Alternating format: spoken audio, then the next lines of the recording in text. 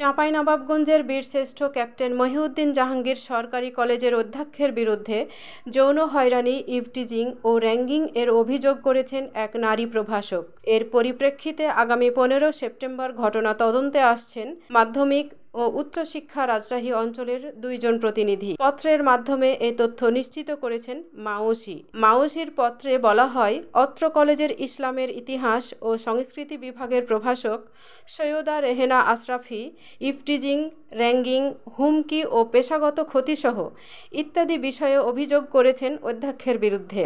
বিষয়টি তদন্তের জন্য মাধ্যমিক ও উচ্চশিক্ষা রাজশাহী অঞ্চলের পরিচালক প্রফেসর ডক্টর বিশ্বজিৎ ব্যানার্জি ও অত্র দপ্তরের কলেজ শাখার সহকারী পরিচালক মোহাম্মদ আলমাস উদ্দিন সরজমিনে তদন্ত করবেন। এমতাবস্থায় নির্ধারিত তারিখে আনুষঙ্গিক কাগজপত্র সহ সংশ্লিষ্ট সকলকে উপস্থিত থেকে সার্বিক সহযোগিতার অনুরোধ করা হলো। Desk report, Chapai journal, Chapainawabganj.